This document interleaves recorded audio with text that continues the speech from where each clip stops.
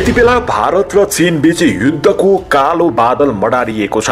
सम्भावित तनावलाई दृष्टिगत गरी दुवै देशले आन्तरिक तयारीलाई तीव्र रूपमा अगाडि बढाएका छन्। अहिले भारत र चीन बीच लद्दाख लगायतका अन्य विभिन्न सीमा क्षेत्रमा तनाव बढ्दै गएको छ। चीन र भारत दुवैले सीमा क्षेत्रमा पूर्वाधार निर्माणलाई तीव्र गतिमा अगाडि बढाएर सैन्य उपस्थिति बढाएका छन्। चीनले लद्दाख नजिकै हवाई केन्द्र विस्तार गरिदिएको छ भने त्यस क्षेत्रमा चीनले लडाकु विमान मार्फत हवाई गस्ती र सैन्य उपस्थितिलाई व्यापक रूपमा बढाएको छ। बढ्दो तनावलाई दृष्टिगत गरी भारतीय प्रधानमन्त्री नरेन्द्र मोदीले राष्ट्रिय सुरक्षा सल्लाहकार लगायतका रक्षा प्रमुख, जल, स्थल र हवाई गरी तीनैवटा सेनाका प्रमुखसँग समेत मोदीले छलफल गरेका छन्। त्यसै गरी चिनिया राष्ट्रपति सी जिनपिङले युद्धका लागि तयार रहनको लागि आफ्ना सबै सुरक्षा निकायहरूलाई निर्देशन समेत दिइसकेको छ।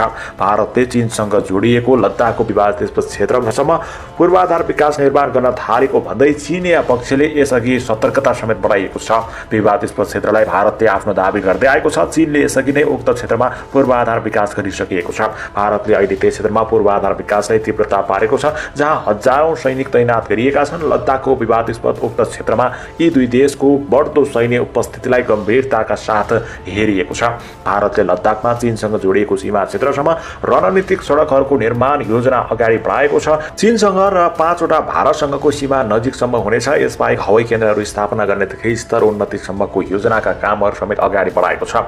विदेशी शक्तिको चलखेलको सीमा विवाद तनावग्रस्त बनेको चीनको भनाइ छ। चिनिया प्रभावित गलवान क्षेत्रबाट चीनले आफ्नो गतिविधि तीव्र र आक्रामक पारेपछि भारतको केन्द्र दिल्लीसम्मको विषय बनेको छ।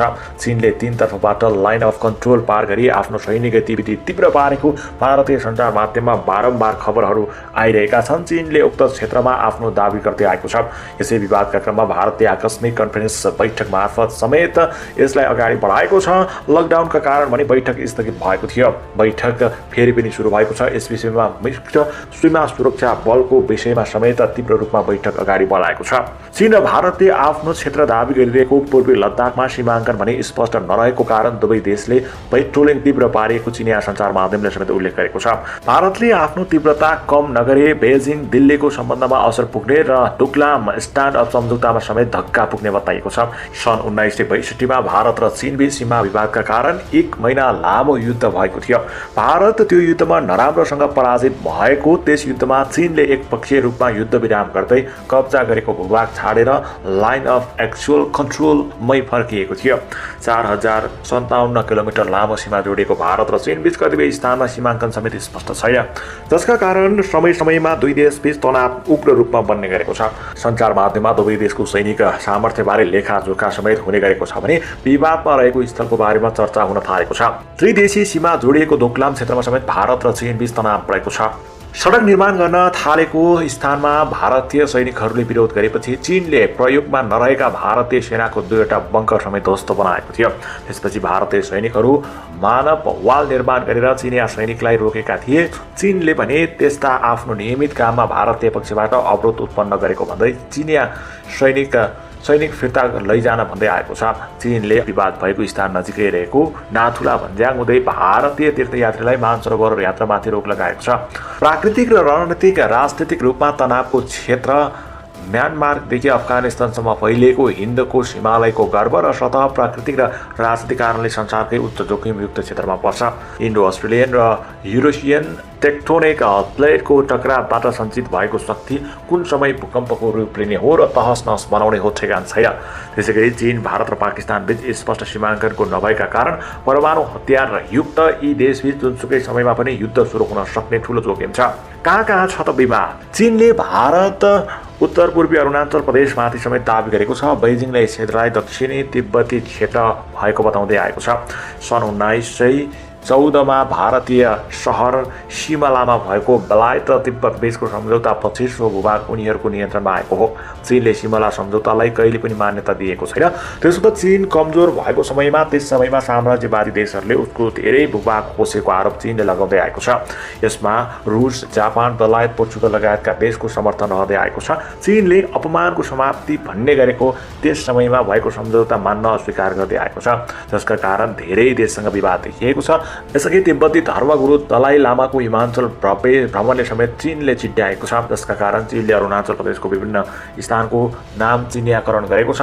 विवादित जम्मू तथा काश्मीरको लद्दाख नजिकै उत्तर पूर्वमा पर्ने अक्साई चीनको विषयमा समेत दुवै देशमा विवाद रहेको छ। पूर्वी काश्मीर भएको दावी गर्ने भारतले चीनले नियन्त्रण गरेको जनाउँदै आएको छ। तीव्र रूपमा आर्थिक विकास गरेको भारत र चीनबीच प्राथमिकतामा परेका छन्। चीन बहुध्रुवीय विश्व एक ध्रुवीय एसिया चाहन्छ भने बहुध्रुवीय विश्व र बहुध्रुवीय एसिया चाहन्छ, जसले आफ्नो भूमिकालाई प्रभावकारी बनाउन खोजेका छन्। तीव्र रूपमा आर्थिक प्रगति गर्दै आएका चीन र भारतबीच एकअर्कामा विश्वासको कमी देखिएको छ। यसैले आन्तरिक राजनीतिका कारण दुवै देश विवाद आउँदा आफ्नो अडान लचिलो हुने अवस्था छैन। यसका दुई कारण देखिन्छन्। बेइजिङ र दिल्लीले एकले अर्कालाई विश्वास गर्दैनन्। दुवैले आफूमाथि अर्को देशले घेराबन्दी गर्न थाल्यो भन्ने शंका गर्छन्। देशभित्र जनतालाई असन्तुष्ट बनाएर दुवै देशले सरकार चलाउन सक्ने छैन। धेरै राजनीतिक दल हुने भएका भारतका लागि यो अझै सम्भव छैन। चीनमा भारत जस्तो व्यवस्था नभए पनि सीमाको विषयमा चीनिया जनता संवेदनशील छन्। चीनको सीमा विवाद चीनको 14 देशसँग स्थल सीमा जोडिएको छ। चीनले अफगानिस्तान, काजाकिस्तान, म्यानमार, नेपाल, पाकिस्तान, रुस र ताजिकिस्तानसँग सीमा विवाद छैन वा भए पनि कम छ।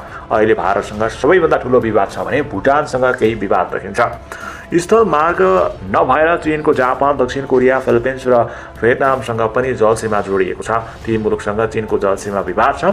म्यानमारदेखि अफगानिस्तानसम्म फैलिएको हिन्दको हिमालयको गर्भ र सतह प्राकृतिक र राजनीतिक कारणले संसारकै उच्च जोखिमयुक्त क्षेत्रमा